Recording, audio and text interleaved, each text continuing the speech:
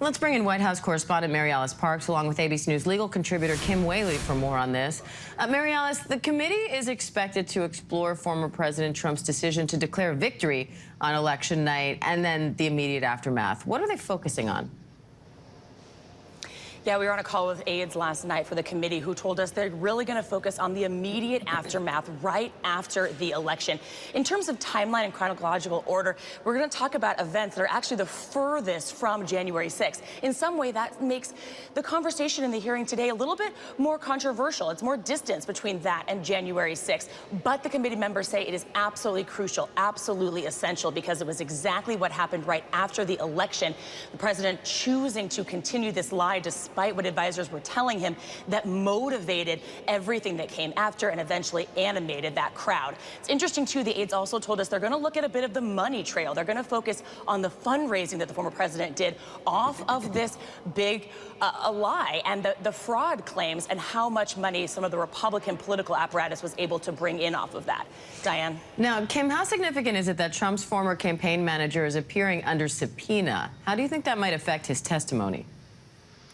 Well, I think that is in part to refute any suggestion that this is somehow political. I mean, under subpoena, there isn't an option, assuming that he's interested in complying with the law. We've seen some other people refuse to appear and end up before the committee in criminal liability for that. But I think either way, he's going to tell the truth. And I agree with John that the committee is trying to tell this story through the mouths of Trump loyalists.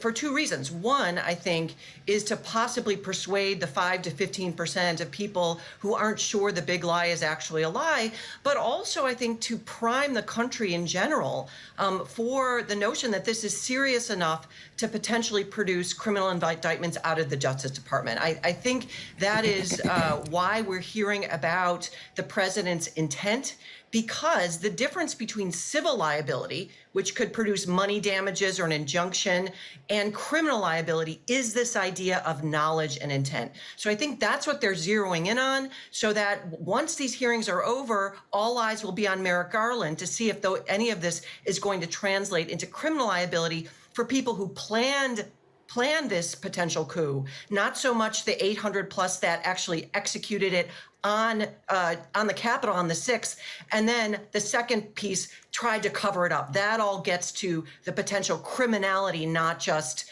the chaos and carnage that happened on that day.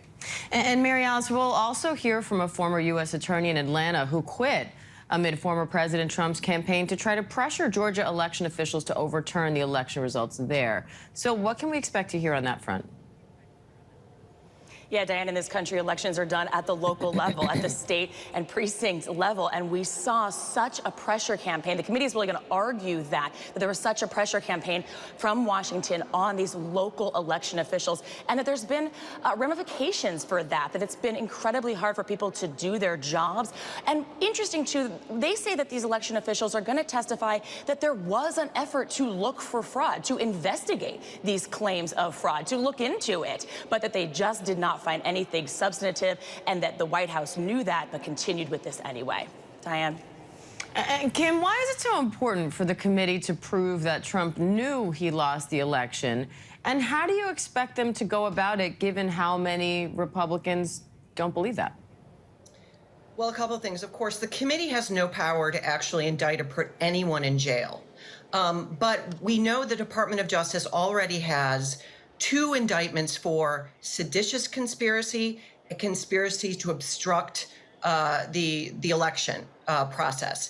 And those are against the Proud Boys and the Oath Keepers, these right-wing radical terrorist organizations that were part of the planning of January 6th. So the question ongoing really is, who else was part of that conspiracy? A conspiracy means a meeting of the minds, an agreement to commit a crime and taking one step towards that. It doesn't mean that they succeeded in taking the election from the voters.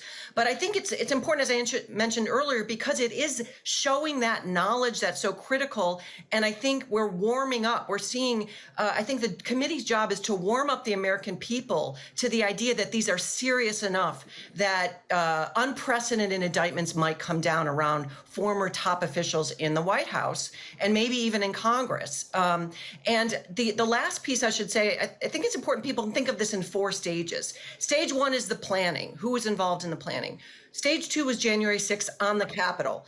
3 is the cover-up, and 4 is, can this happen again? That's the critical question. All right, MaryAlice Parks, Kim Wehle, thank you both. Hi, everyone. George Stephanopoulos here. Thanks for checking out the ABC News YouTube channel. If you'd like to get more videos, show highlights, and watch live event coverage, click on the right over here to subscribe to our channel. And don't forget to download the ABC News app for breaking news alerts. Thanks for watching.